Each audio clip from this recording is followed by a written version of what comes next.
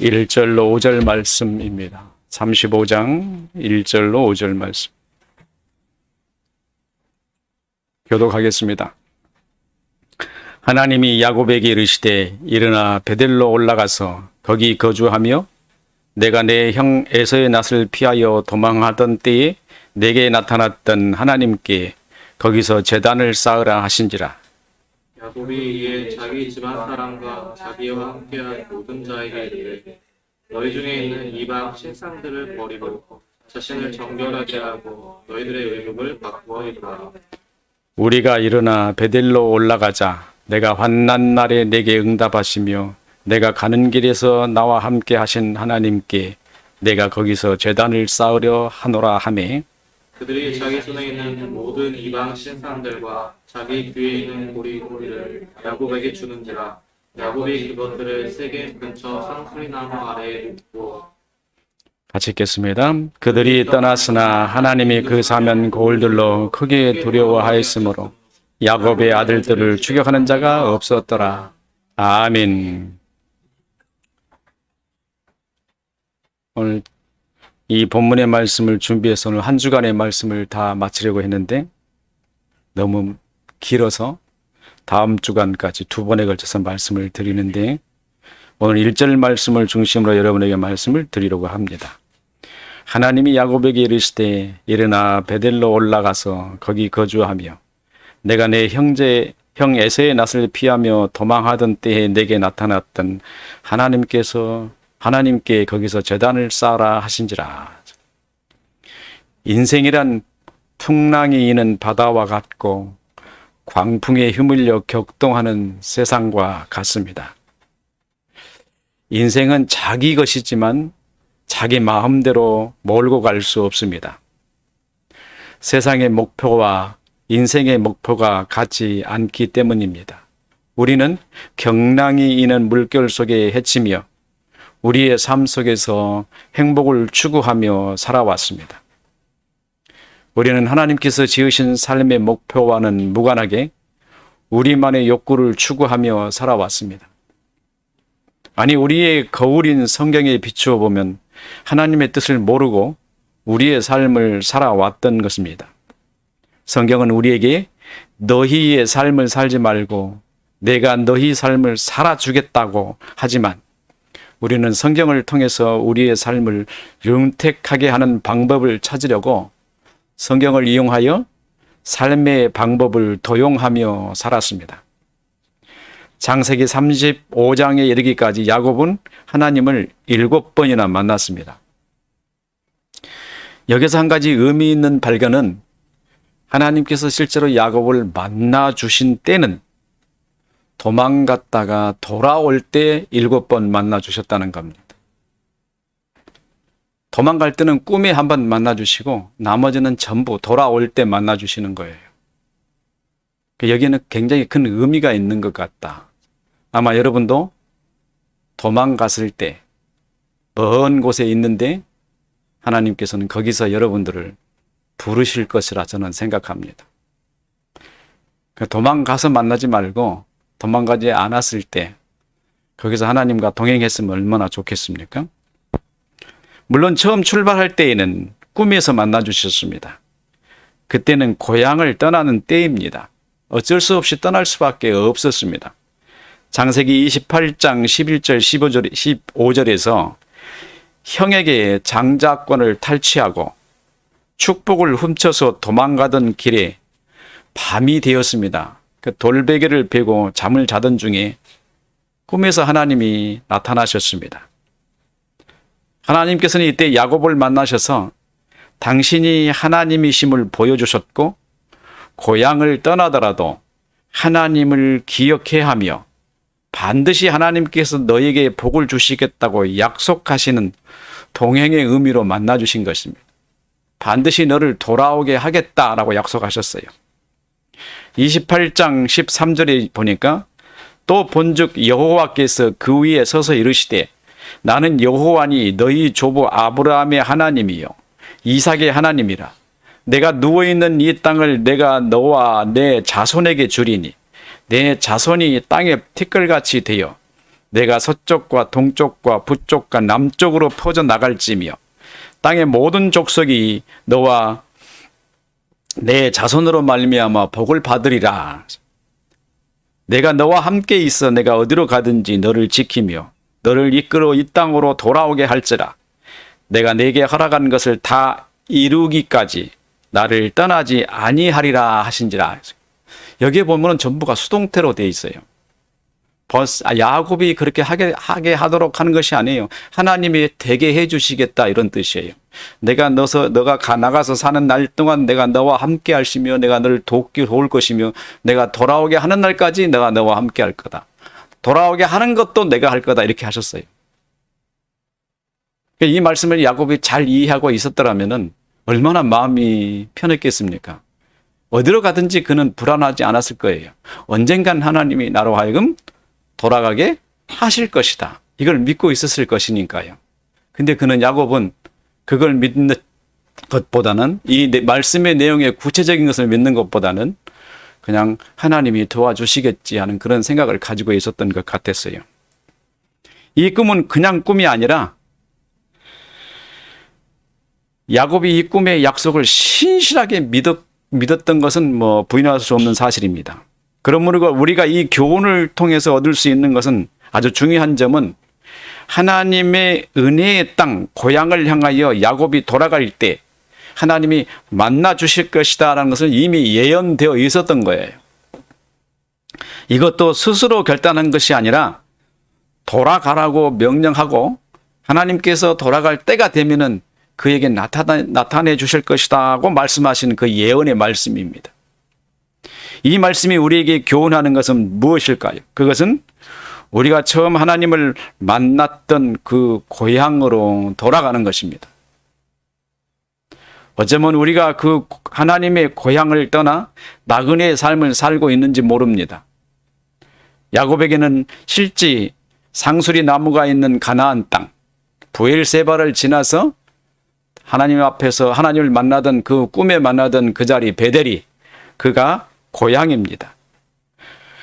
그러나 야곱은 그가 돌아가는 길에서 여러 가지 시행착오가 있었습니다. 먼저 그의 삼촌 나반의 집에서 많은 재산을 불리고 있었는데 재산이 많아지니까 쉽게 떠날 수가 없었습니다. 아내도 있고 자식들도 많아졌습니다. 그래서 그곳에서 그는 그 재산을 가지고 삼촌을 떠나서 독립하여 새로운 터전을 가지려고 했었을 것입니다.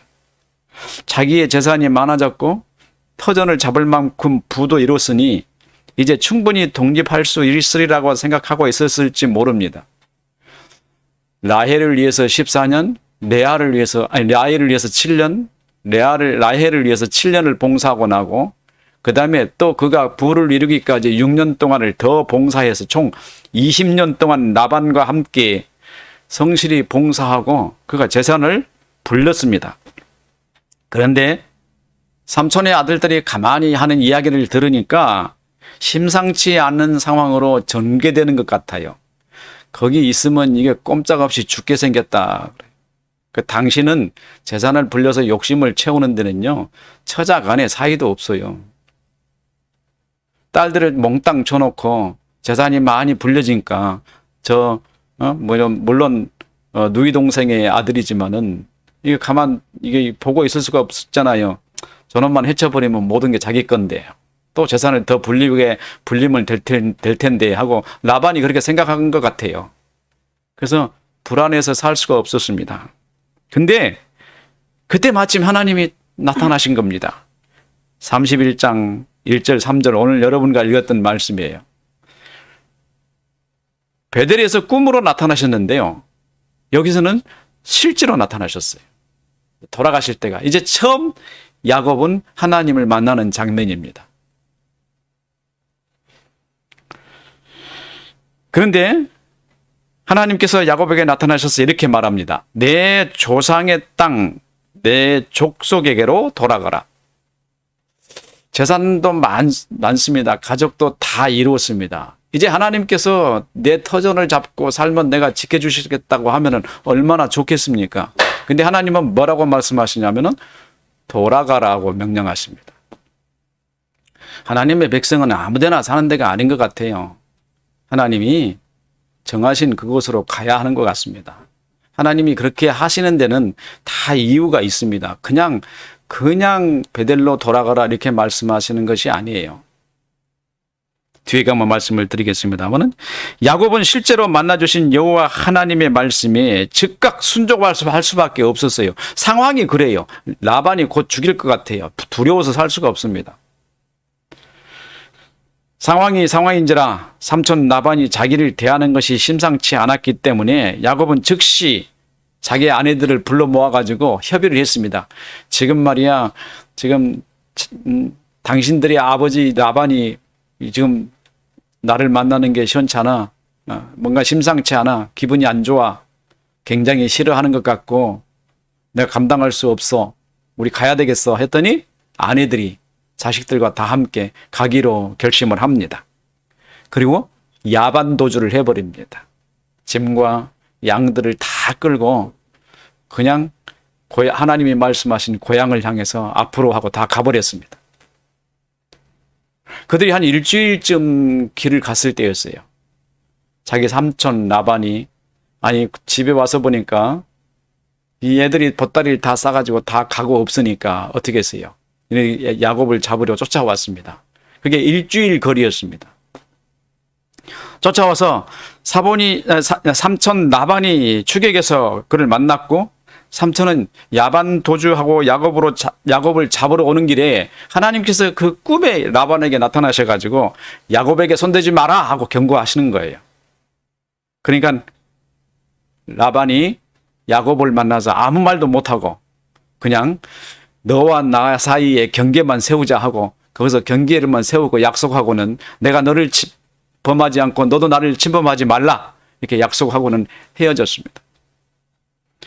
다시 고향길을 향하여 재촉하고 있지만은 야곱의 마음에는 두려움을 떨쳐버릴 수가 없습니다. 진짜 야곱이 무서운 사람이 누구냐면 형 에서였어요. 에서의 얼굴을 본다는 것은 정말로 두려운 일입니다. 이런 두려운 마음으로 길을 가고 있을 때 큰 군대가 지나갔습니다. 보니까 하나님이 군대였어요. 32장 1절 2절에 그 군대를 보고 그가 느끼는 것이 하나님이 자기를 도와주시는 군대라고 생각을 했었어야 될 텐데 그런 생각이 안 됐었던 모양이에요. 그냥 마하나임이라고 했는데 하나님이 군대를 지나가는 것을 봤어요. 세 번째 만났을 때 실제로 꿈에 만난 것을 포함하여 네 번째 만남인데요. 야복강에서 홀로 남았을 때입니다. 언젠가 여러분에게 이 말씀을 드렸습니다. 이때는 모든 것을 포기했습니다. 가족들도 재산도 다 보냈습니다. 강을 건너서 다 보냈어요. 그리고는 어땠어요? 혼자 야복강가에 남아있는데 하나님이 그에게 나타나셨습니다.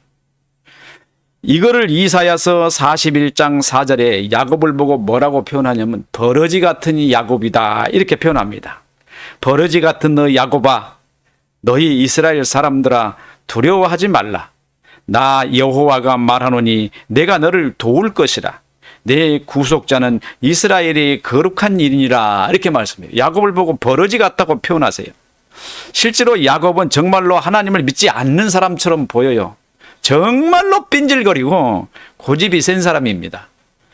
생각이 바뀌지 않는 사람처럼 보여요. 오늘날 그 교회 다니는 사람들 중에서 뺀질거리며 지 마음대로 하고 예수 잘 제대로 믿지도 않고 잘 믿는 척하는 그런 사람들이 얼마나 많은지 모릅니다. 교회에 보면 그 사람들 보면 꼭 야곱 같아요. 자, 어떻게 가르칠 수도 없고 아무리 말해도 변화도 되지도 않고 그런 사람들이 얼마나 많은지 모릅니다. 야곱이 참 완전히 변화돼가지고 그 새로운 문화를 만들고 새로운 삶의 터전을 만드는 그런 사람이면 얼마나 좋았겠습니까? 하나님이 약속을 주셨는데도 불구하고 야복강 나루터에서 나머지는 다 보내고 자기 가족 모두 다 보냈어요. 혼자 거기 남아서 지금 도망갈 궁리를 하고 있는 거예요. 이게 기분이 좋겠습니까? 이게 하나님 보시기에 얼마나 뺀질거립니까? 하나님께서 그곳에서 야곱을 만나셔가지고 야복강을 건너가게 했습니다. 씨름하셔가지고 환도뼈를 쳐가지고 환도뼈가 왜글되게 하셨잖아요. 그리고 그때 뭐라고 하셨습니까? 야곱의 이름을 바꿔서 이스라엘을 줍니다. 야곱이 드디어 두려워하는 형 에서를 만났고 숫곳이라는 곳에서 자기를 위하여 집을 짓고 터를 잡습니다. 근데 그 숫곳이라는 말은 무엇이냐면 조그만 그 막사, 천막 이런 거예요. 쉴터 이런 거. 근데 그 숫곳에서 얼마 안 가서 세겜으로 옮겨갑니다. 형과 만나서 화해를 하고 세겜으로 옮겨가는데 지금 야곱의 목적지가 어디입니까? 베델이잖아요. 근데 세겜에 딱 도달해가지고는 세겜의 아버지 하몰의 아들들에게 땅을 몇 평을 삽니다. 그 땅이 어딨냐면 성문 바로 앞에 땅을 사가지고 거기서 정착을 하려고 그래요. 31장 13절에 하나님께서 그에게 말씀하신 내용은 세겜에 머무르라는 것이 아니라 태어난 고향으로 돌아가라는 것이었고 하나님께서는 그때 하나님께 서운한 것을 기억한다고 하셨습니다. 그 기억을 한번 되새겨 보겠습니다. 28장 16절에서 22절 야곱이 잠이 깨어 이르되 여호와께서 과연 여기에 계시거늘 내가 알지 못하였도다. 이에 두려워하여 이르되 두렵도다 이곳이요 이것은 다름이 아닌 하나님의 집이요 이는 하나님의 문이로다 하고 베델에서 잠자다가 꿈꾸고 일어나서 지금 꿈에서 하나님 만나고 일어나서 한 말이에요. 그리고 야곱이 아침에 일찍 일어나 베개로 삼았던 그 돌을 가져다가 기둥을 세우고 그 위에 기름을 붓고 그곳 이름을 베델이라고 하였더라. 이 성의 옛 이름을 루스더라. 야곱이 서원하여 그곳에서 서원합니다. 하나님을 만나서 처음에 꿈에 만난 자리에서 야곱이 하나님께 서원하는데 뭐라고 합니까? 하나님이 나와 함께 계셔서 내가 가는 이 길에서 나를 지키시고 먹을 떡과 입을 옷을 주시어 내가 평안히 아버지 집으로 돌아가게 하시오면 여호와께서 나의 하나님이 되실 것이요 내가 기둥으로 세운 이 돌들이 하나님의 집이 될 것이요 하나님께서 내게 주신 모든 것에서 10분의 1을 내가 반드시 하나님께 드리겠나이다고 약속을 했어요. 서원을 했어요. 좀 뭐라고 합니까?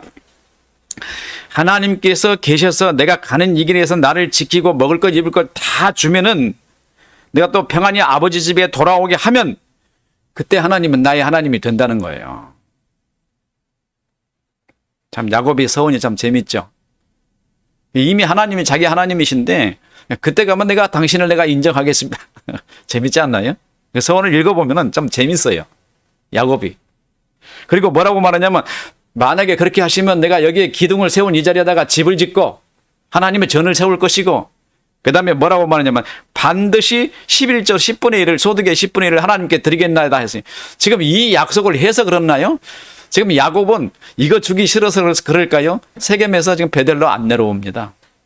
세겜 앞에 성문 앞에 집을 사가지고 거기에서 지금 살고 있는 거 터잡고 살고 있는 거예요. 야곱이 뺀뺀하다 좀 버러지 같다는 말이 틀린 말일까요? 맞는 말이죠. 근데 이거를 읽어보면서 뭘 생각하냐면 영락없이 누구 같아요? 내 모습을 보는 것 같아요. 내가 이렇다. 하나님이 내게 약속해 주시지만은 나는 내 마음에 드는 대로 신앙생활을 하는 거예요. 내가 믿고 싶은 것만 믿고 내 마음에 안 들면 안 믿어요. 진리라도 좀 꺼릿직하면은 그냥 거절해버리잖아요. 야곱하고 똑같습니다. 내 심정이. 하나님께서는 이 서원을 기억하고 계셨습니다. 그래서 이렇게 말씀하십니다. 31장 13절에 나는 베델의 하나님이라 내가 거기서 기둥에 기름을 붓고 거기서 내게 서원하였으니 그 서원했던 그 자리를 하나님은 기억하시고 서원의 내용까지 하나님은 다 기억하고 계셨어요. 지금 일어나 그곳을 떠나서 내 출생지로 돌아가라. 지금 어디가 있습니까? 야곱은 지금 세겜에 있는데 두렵지 않겠습니까? 발걸음이 떨어지지 않겠죠? 호랑이 같은 형 에서가 자기를 기다리고 있는 것이 목숨을 노리고 있는 사자와 같은 느낌이 들지 않겠어요? 도저히 돌아갈 용기가 나지 않을 것입니다.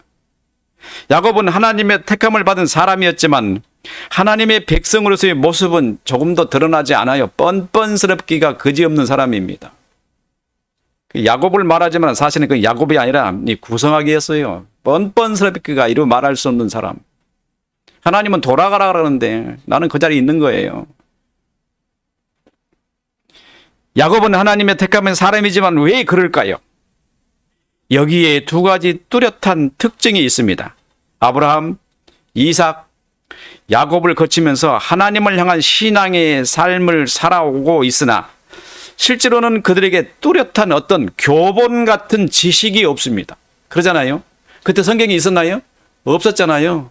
그때 당시는 항상 우리가 이때를 보면은 신앙의 교본이 없다는 것을 알고 성경을 읽으셔야 돼요. 성경을 보셔야 돼요. 성경이 없다는 것입니다. 오직 하나님의 약속만 그들에게 존재했고 오래전부터 구전으로 전해오는 전승만이 있을 뿐입니다. 대부분의 구전 전승들은 여러 가지 이야기들이 덧붙여져서 그 의미가 많이 퇴색되었습니다. 그래서 야곱에게서 뚜렷하게 구별된 어떤 신앙의 양태를 발견하는 것은 어려운 일입니다. 그에게 있어서 신앙의 교본은 아버지 이삭과 할아버지 아브라함에게 하나님께서 나타나셔서 약속해 진 것이 전부입니다. 그러므로 야곱은 베델의 꿈을 절대적으로 의지하고 있는 것입니다. 교본 같은 양식이 없기 때문에 하나님께서 직접 만나 주시는 경험이 전부입니다. 여러분 이 말씀들 늘 딱 새겨서 들으셔야 돼요. 그때 당시는 경험이 전부다. 하나님을 만나는 경험. 그래서 하나님이 성경이 있기 전에는 하나님이 사람들에게 자주 만나 주셔요. 오늘날은 세속과 그리스도인의 엄격한 구분이 되어 있으나 당시에는 명확한 선을 그을 수 있을 만큼 구분이 없었습니다. 어떤 것도 제약이 되는 삶이 없었습니다. 그래서 자유롭게 살면서 하나님을 믿었던 거예요. 그러니까 윤리적, 도덕적 체계가 당시는 정확하게 구분되지 않았습니다. 구약 성경에 나타난 신자들의 삶을 뚜렷하게 세속과 구별되는 삶을 발견하기가 쉽지 않습니다. 아주 평범한 삶 속에서 하나님의 약속과 인도가 있기 때문입니다. 그들은 하나님의 백성이기 때문에 어떻게 살아야 한다고 하는 지침이 주어진 것은 하나님께서 시내산에서 모든 백성들에게 나타나셔서 율법을 주신 후부터입니다. 그러므로 아브라함, 이삭, 야곱에 관한 전승을 들으면서 그들에게 종교적인 어떤 구별된 삶을 발견하려는 것은 일종의 실수일 겁니다. 그들은 자연적인 삶을 살면서 하나님과 교제하는 삶을 덧산 겁니다. 그러나 오늘은 성경이 있으니 하나님께서 우리에게 직접 만나 주실 필요는 없어졌습니다. 하나님은 이제 직접 만나서 사람에게 말씀하시는 것이 아니라 성경으로 말씀하시는 겁니다. 이런 점에서 성경은 시간에 속한 말씀이 아니라 영혼에 속한 말씀입니다. 한번 보세요. 오늘 우리에게 말씀하신 하나님은 앞으로 100년, 1000년 후에도 성경은 우리 후손에게 말씀하십니다. 오늘 말씀이 그때도 동일한 말씀이에요. 조금도 변하지 않습니다. 오늘 우리에게 말씀하신 하나님은 100년, 1000년 후에도 다른 말씀으로 말씀하시지 않습니다. 시간이 됐으니까 하나님의 다른 말을 우리에게 주시거나 그러지 않는다 이 말이에요. 조금도 변함이 없어요. 오늘 말씀은 100년, 10,000년 후에도 그대로 하나님 말씀입니다. 이 말씀이에요. 우리 이전에 1000년 전에도, 아니 500년, 100년 전에도 성경은 그 성경이고 지금 이 성경이에요. 말씀 또한 변함없는 그 말씀입니다. 그 말씀이 우리를 구원함과 같이 우리 조상들과 우리 후손들을 구하고 구원하실 겁니다. 그러므로 성경은 권위에 있어서 영원성을 갖고 있습니다. 오늘 말씀이 10,000년 후에도 그 말씀 그대로 있어요. 세상은 변했어도 그대로 사람을 구원할 겁니다. 조금도 변하지 않을 거란 말이에요. 그래서 성경을 보고 뭐라고 말씀드렸습니까? 영원하다. 영원성. 하지만 야곱에게는 이런 성경이 없기 때문에 자연적인 삶 속에서 당시 종교적인 삶의 양태를 통해 하나님을 만날 수밖에 없었던 겁니다. 당시에는 수많은 신들이 있었습니다. 신이 있어서 있는 게 아니라 사람들이 만든 신이 있었다는 거예요. 지역마다 만나는 사람마다 저마다 자기들의 신들이 있었습니다. 오늘날 같이 무신론을 주장하거나 신이 없다고 생각하는 사람은 전혀 없었습니다. 신이 없으면 사람이 존재할 수가 없는 시대이기 때문이에요. 저는 성경을 영혼에 속하는 소리가 없는 하나님 말씀이라고 생각합니다. 그래서 성경은 항상 말씀하시고 계시기 때문에 읽는 것이 아니라 듣는다고 늘 말씀을 드렸습니다. 우리는 실제로 이와 같은 의식을 의식화하기가 매우 힘듭니다. 왜냐하면 우리의 자연적인 삶은 하나님의 말씀을 듣는다고 하지만 대부분 우리는 성경을 읽는다고 말합니다. 여러분은 지금 성경을 듣는다고 생각을 한번 해보십시오. 성경을 들으면 내 앞에 누가 계시죠? 우리는 지금 하나님 앞에 있는 거예요. 그래서 하나님은 내 후대 사람이 태어나도 내가 만난 하나님은 그 하나님이 그대로 나를 만나주시는 거예요. 내 후대를 만나주시는 거예요. 하나님에게는 시간이 적용되지 않죠. 성경을 보면도 금방 알겠죠. 하나님은 영원하신 분이시다. 오늘 지금 말씀하신 하나님이 내 후대에게도 그대로 말씀하십니다. 말씀의 토시 하나 변하지 않고 그대로 말씀하십니다. 그 사람을 구원하기 위해서는 예수 그리스도를 그대로 전파하십니다. 2000년 전에 여러분이 들었던 말씀은 여러분에게 지금 하신 말씀이 다르다고 생각하십니까? 여러분 뭘 말하죠? 그 말씀이 동일하기를 요구하잖아요. 그잖아요. 10,000년 후에 우리의 후손들은 뭐라고 말합니까? 10,000년 전에 우리 조상들이 믿었던 그 말씀이 그대로 전파되기를 원할 거란 말이에요. 영원한 말씀. 그 말씀은 지금 하나님의 입에서 소리 없이 여러분에게 말씀하고 계시는데 성경으로 말씀하신단 말이에요. 예전에는 직접 말씀하셨지만은 이제는 성경으로 말씀하십니다. 그러면 성경은 우리에게 뭘 말합니까? 한번 살펴보시겠습니다. 먼저 하나님께서는 아브라함에게 어떻게 말씀하셨습니까? 아브라함에게는 부르심과 약속으로 말씀하셨어요. 부르시고 그에게 약속하셨습니다. 모든 족속이 너로 말미암아 복을 받으리라. 지금 하신 그 말씀 그대로 지금 온 세상은 아브라함의 후손으로 말미암아 복을 받는다고 지난 시간에 말씀을 드렸죠. 하나님께서는 야곱에게 언제 말씀하셨습니까? 베델에서 꿈으로 말씀하셨고 아브라함과 이삭에게 약속하신 그대로 야곱에게 말씀하셨습니다. 세대를 거듭하시면서 변함이 없는 하나님은 늙거나 병들거나 쇠약해지시는 분이 아니라 항상 영원하신 그 하나님입니다. 야곱에게 말씀하신 하나님은 오늘 우리에게 동일하게 말씀하시는 거예요. 돌아가라. 저는 여러분에게 분명히 말씀드립니다. 성경은 영원에 속한 하나님의 말씀이기 때문에 지금 여러분의 귀에 들려져야 한다는 의식이 아니면 성경은 성경이 아닙니다. 성경은 여러분의 귀에 들려져야 합니다. 그래서 여러분은 하나님 말씀을 지금 듣고 있어야 돼요. 말씀을 들었으면 어떻게 해야 돼요? 순종해야 됩니다. 그렇기 때문에 성경의 말씀은 지금 우리에게 들려지는 생생한 말씀으로 듣고 그것을 우리 삶에 적용하고 우리는 그 말씀을 순종하는 것이 하나님의 백성입니다. 오늘 우리가 본 성경은 야곱에게 이렇게 했다. 그래서 이런 상황이 발생했고 그 다음에는 이런 일이 일어났으며 야곱은 이렇게 대처했다. 우리에게 지금 말씀하고 계시는 거예요. 내가 야곱을 만났고 야곱에게 돌아가라 그랬고 그런데 야곱은 야복강에서부터 빙빙 돌아 세겜이 있다가 큰 일을 만나고 난 뒤에야 베들로 돌아갔다. 이렇게 말씀하시는 거예요. 너희는 그렇게 하지 말라. 돌아갈 때는 지금 돌아가라. 지금 말씀하고 계시는 거예요. 항상 지금. 하나님은 항상 지금이에요. 내일이 아닙니다. 오늘 응답하셨어요. 근데 우리는 내일 응답을 기대하잖아요. 다음 주 응답 받으려고 그러잖아요.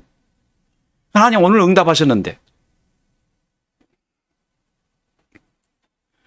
우리에게 삶의 대처 방법을 아주 적나라하게 설명하십니다. 하나님은 야곱에게 이렇게 말씀하셨습니다. 여호와께서 야곱에게 이르시되 내 조상의 땅 내 족속에게로 돌아가라. 내가 너와 함께 있으리라 하신지라. 근데 야곱은 두렵습니다. 형이 있고 그 형이 자기를 죽일 것 같아요. 근데 야곱은 조상의 땅을 가지 못합니다. 두렵습니다. 형 에서에게 너무나 많은 잘못을 했다고 생각되기 때문입니다. 마음의 양심의 가책이 그를 사로잡습니다.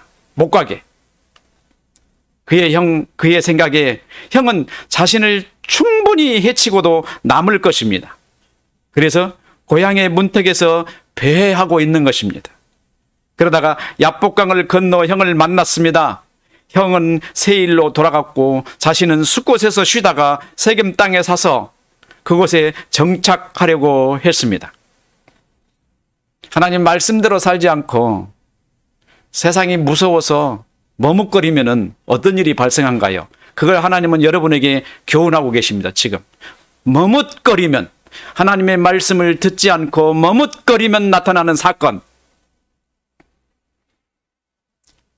야곱의 마음은 고향 땅보다 세겜 땅 성문 앞 조그만 땅을 사서 실제로 주저앉으려고 그 땅을 산 것입니다.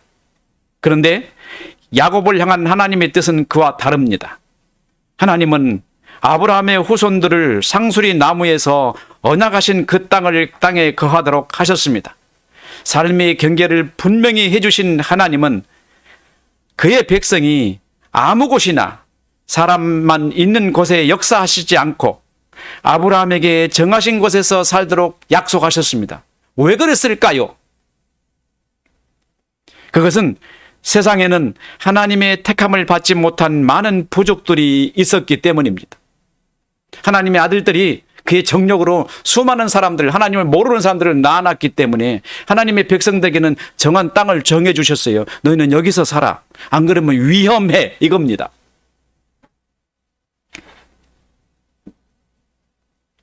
하나님께서 택함을 받은 아브라함의 후손들이 위험 속에 방임된 상태로 살아가는 것을 원하지 않으셨기 때문이에요.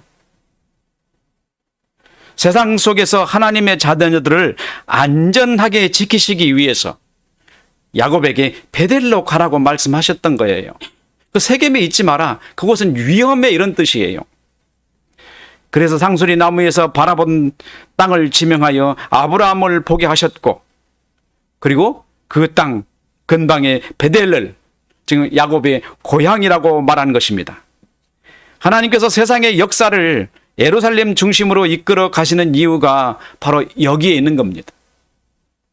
자기 백성이 무질서하고 무절제하며 방임적인 상태에 머물도록 방관하시는 분이 아니시기 때문이에요. 하나님께서는 가장 기본적인 속성은 사랑입니다. 이 사랑은 진리에서만 나오는 것이기 때문에 이기적인 것이 아닙니다. 이 사랑은 질서롭고 조화로운 모습을 그려내는 최고의 법입니다. 하나님께서는 사람으로 하여금 하나님 보시기에 좋은 사랑의 나라를 세우시는 것을 원하셨습니다. 그런데 야곱은 지금 어디서 뭘 하고 있습니까? 여러분은 지금 어디서 뭘 하고 있습니까? 야복강을 건넌 이후 형 에서를 만났고 서로 간의 관계가 일단락 지어졌다고 생각되었습니다. 하지만 야곱의 마음은 형 에서의 시야에서 멀어지는 것을 원했습니다. 전혀 보이지 않고 자기만 사는 것을 원했어요. 여전히 자기가 형으로부터 안전하다고 생각하지 않았던 것입니다. 가까이 있으면 언제 또 어떤 일이 일어날지 모르기 때문에 형에 대한 기피증이 있었던 것입니다. 그래서 화해하는 것 같았지만은 아직 매우 서먹서먹하고 두려웠습니다. 그래서 가까이 가는 것이 용기가 나지 않았던 거예요. 세겜에 머물러 있는 동안 세상과의 관계 속에서는 순탄한 일이 있을 수 없습니다. 여러분이 세상과 관계하는 곳에 머물러 있으면은 순탄한 일은 안 생깁니다. 한번 보세요.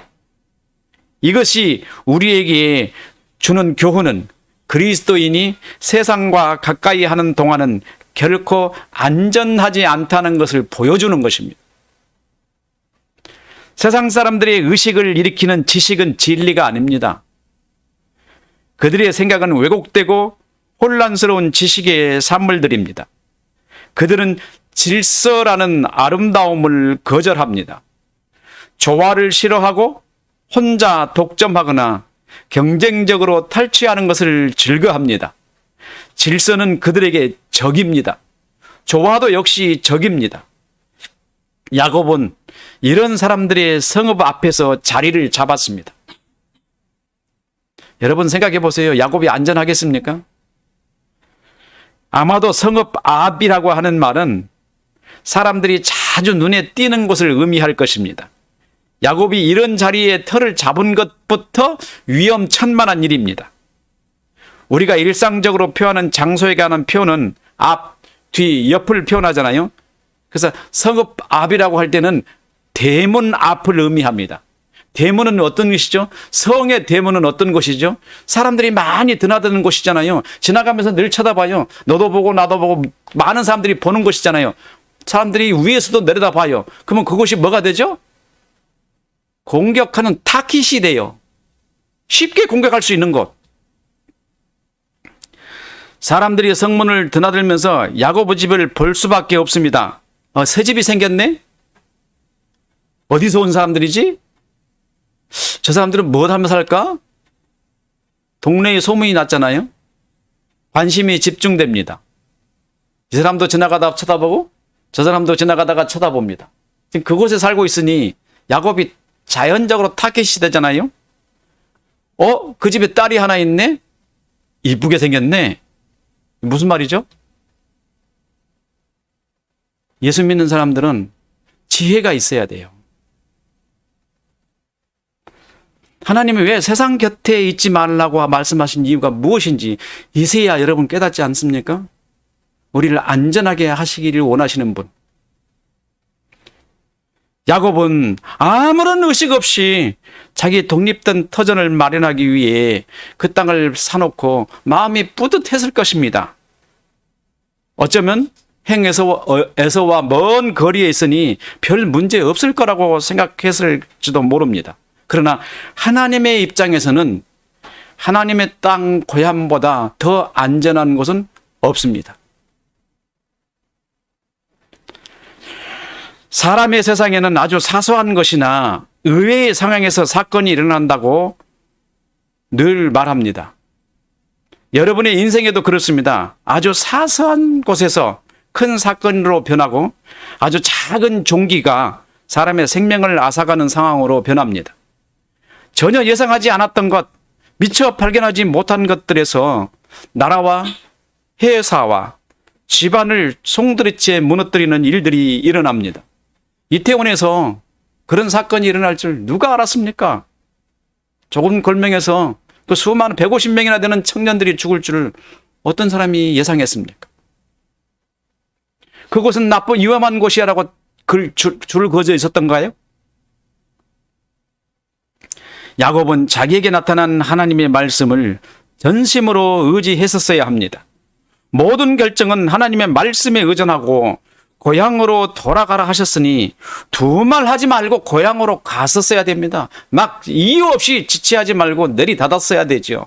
고향에 딱 도착해서 하나님 나 여기 왔습니다. 그래야 되지 않겠어요? 근데 세겜에 머물렀습니다. 하나님의 말씀에 집중하지 않았더니 위험 지역을 파악하지 못하고 자리를 잡은 거 아니겠어요? 그랬더니 그에게 다가온 것은 고통과 쓰라린 상처뿐입니다. 딸 디나가 세겜의 족장의 하몰의 아들 눈에 띄어 그만 몹쓸 당하고 말았습니다. 저녁에 있던 야곱은 혼자 감당하기에 너무 충격적인 일입니다. 하나님께서 왜 도와주시지 않느냐고 하늘을 우러러보며 통곡했을지 모릅니다. 아마 여러분도 그럴지 모르겠어요. 지금 왜 하나님이 나를 도와주시지 않으셨냐고 여러분 하나님 앞에 원망하고 있지 않습니까? 뭐 그런 사람들이 한두 사람일까요? 수없이 많은 사람들이 나는 하나님을 믿었는데 하나님은 나를 도와주시지 않았습니다라고 지금 하나님 앞에 말하는 사람이 굉장히 많을 거예요. 원인을 잘 모르고 하나님 앞에 돌아가지 않았다는 그 사실을 모르면서 지금 그들은 하나님을 원망하고 있는 거 아니겠습니까? 야곱이 그러고 있는지도 모르겠어요. 그래서 자식들이 양치러 나갔던 자식들이 돌아올 때까지 기다렸습니다. 그리고 상의를 했어요. 아들들하고 멀었어요. 이거 어떻게 해야 되니? 아들들이 그 이야기를 듣고 분노했습니다. 가만둘 수가 없었어요. 참을 수가 없었죠. 누구를 건드려 감히? 그랬잖아요.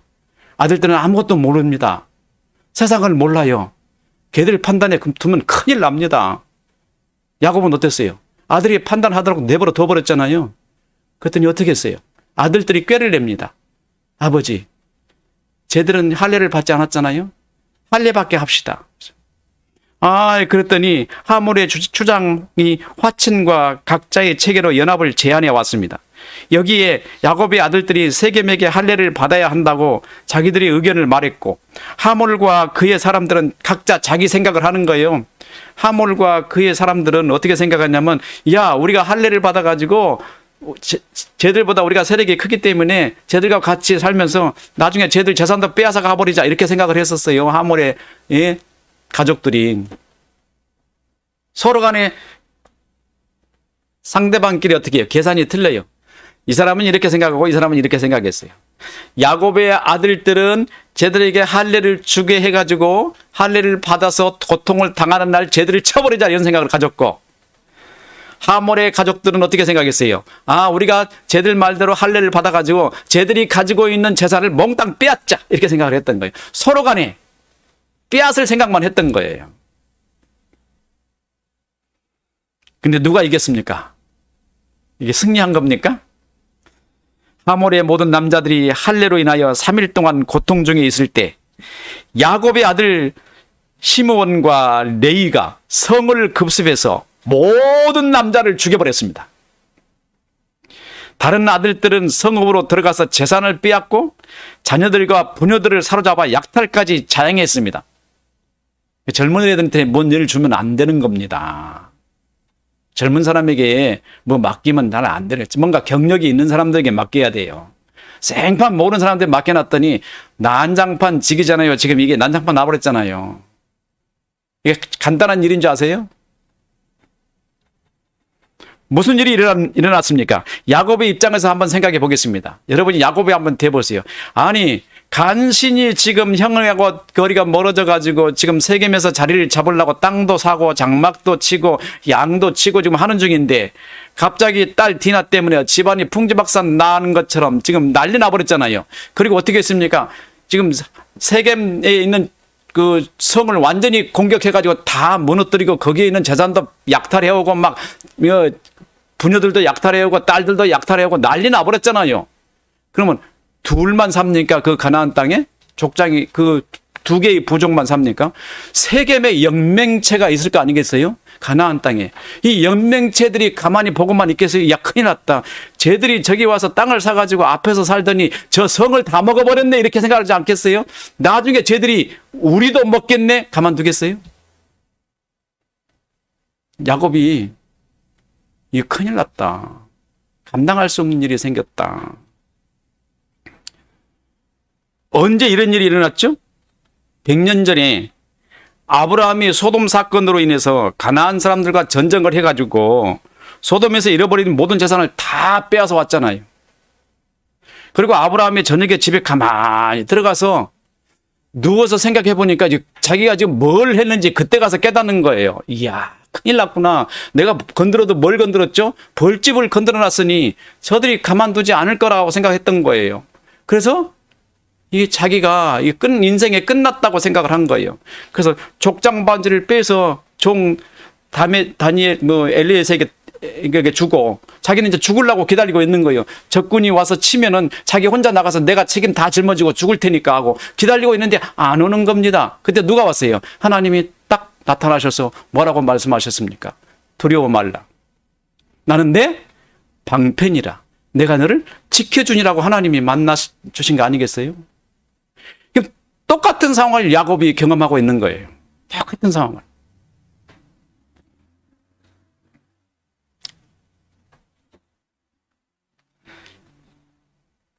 여러분의 삶 속에서 하나님과의 관계를 점검해 보십시오.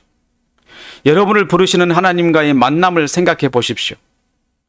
놀라운 것은 하나님께서 우리에게 약속하신 그 말씀을 반드시 성취하신다는 거예요. 하나님이 우리에게 약속하신 그 약속은 하나님은 결코 잊어버리시는 일이 없습니다. 처음 약속한 그 말씀은 여러분의 인생에 반드시 이루어야 하는 하나님의 목표입니다. 한번 기억해 보십시오. 하나님께서 여러분을 만났을 때 뭐라고 하셨는지 기억해 보십시오.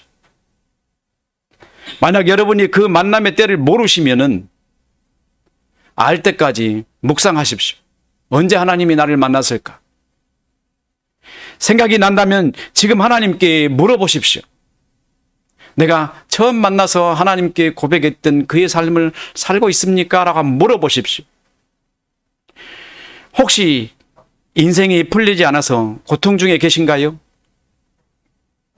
인생이 뒤죽박죽 얽혀서 아픈 일이 많은가요?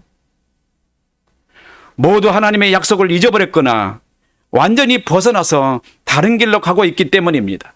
곧 세겜의 대문 앞에 땅을 사고 성 안에 있는 사람들이 내려다보는 곳에서 살고 있기 때문에 성 안에 있는 사람들의 타깃이 되는 것입니다.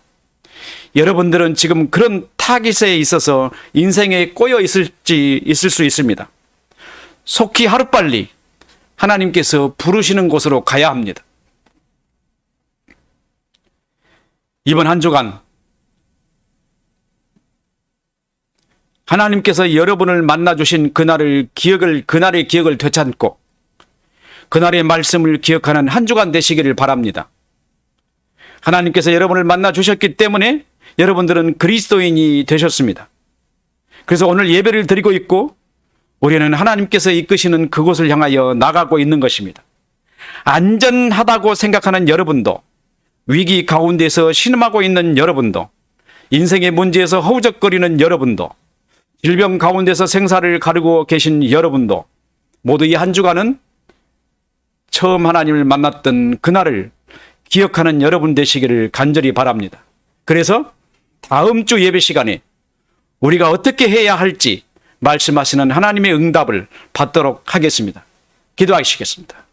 영광을 받으시기에 합당하신 거룩하신 주님, 하나님께서 우리에게 만나셨던 그날을 다시 상기하고 싶습니다. 하나님, 그때 우리에게 뭐라고 말씀하셨는지 우리 귀에 들리게 하옵소서.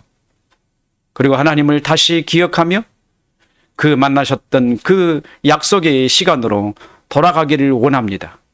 그리고 새로 시작하기를 원합니다. 하나님 그리하옵소서. 이 한 주간 동안 하나님 우리와 함께 계시옵소서. 그리고 하나님이 우리와 함께 하시는 놀라운 은혜를 다시 상기하며 기억하며 하나님과 동행하는 아름다운 삶을 다시 새롭게 시작하게 하옵소서.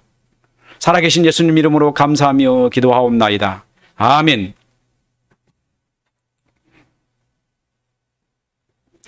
찬송가 288장 드립니다.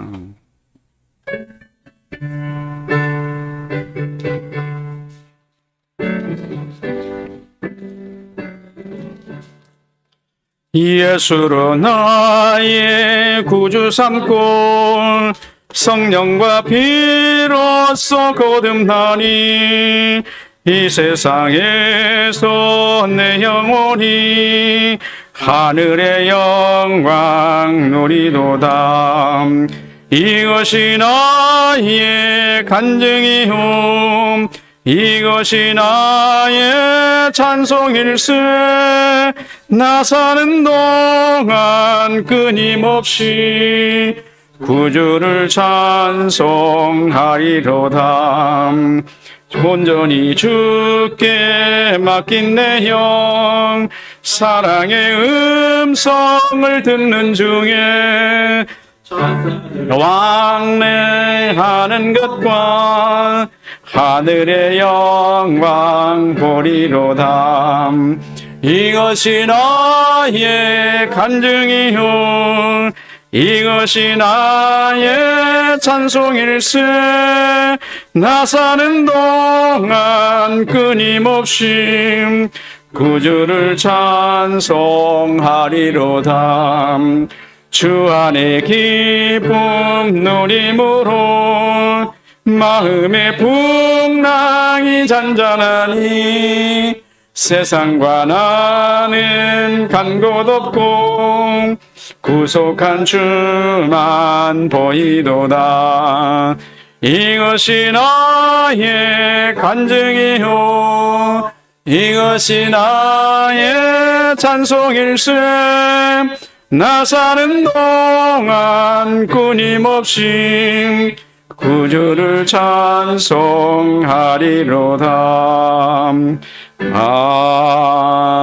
아멘. 이 시간에는